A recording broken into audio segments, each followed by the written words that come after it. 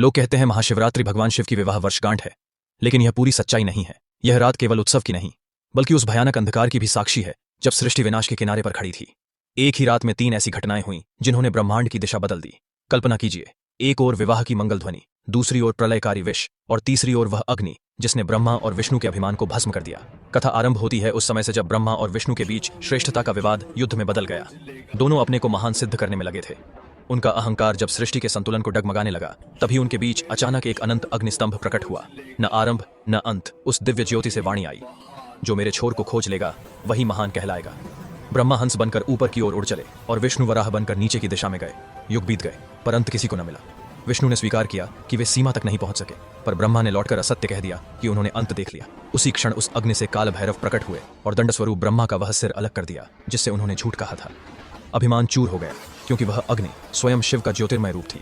उनका तेज इतना प्रचंड था कि देवताओं ने उन्हें शांत करने के लिए जल और दूध अर्पित किया। वहीं से शिवलिंग पर रुद्राभिषेक की परंपरा का प्रारंभ हुआ। लेकिन यह कथा यहीं समाप्त नहीं होती।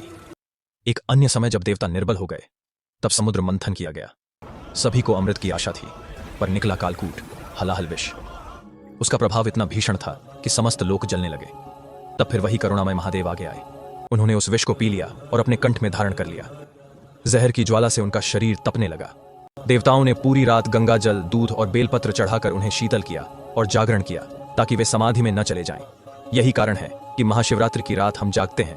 और इस रात का एक और रूप है, प्रेम का। जब माता सती ने देह त्यागी, तब शिव विरक्त होकर तप में लीन हो गए। बाद में वही शक्ति पार्वती के रूप में जन्मी। उन्होंने कठोर तप किया, वर्षों की साधना की। अंततः महादेव का हृदय पिघला।